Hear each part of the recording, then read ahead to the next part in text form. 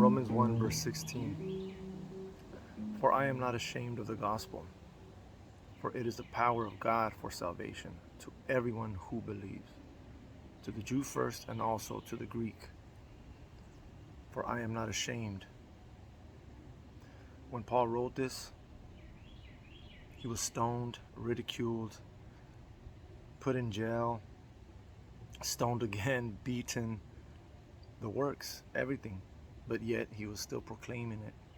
He was still living righteously through the power of God because he was saved by the gospel.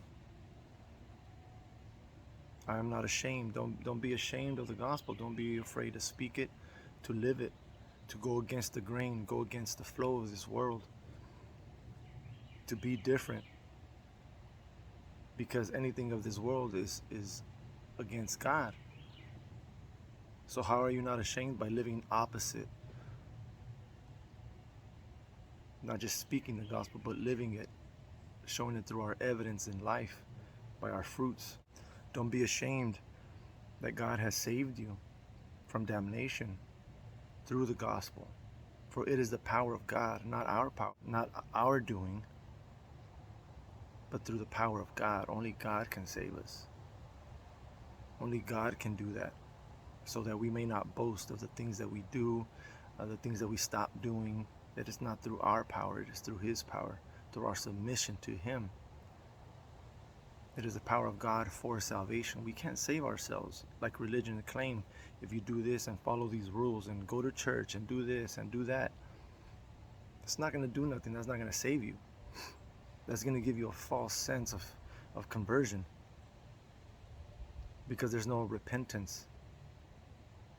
There's no submission and trust in the power of God for you to live a righteous life. We have no righteousness. There is no righteousness. There's nothing good in us. Only God.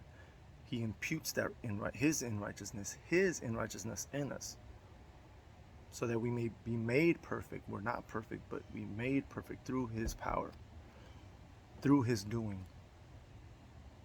To everyone who believes. Not everyone will be saved. Not everyone will believe.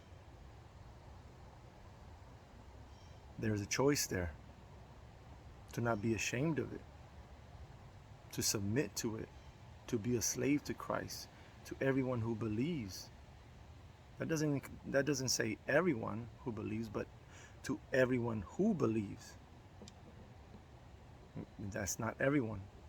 That's whoever makes that choice. The way you live your life, the way you speak, the way you conduct yourself, the manner of your attitude and character, that will reveal if you made that choice. Anyone can say it, but only your evidence will show it, that it was genuine and sincere. You couldn't do it again, but through God, by submission to Him and trusting in Him, by obeying Him.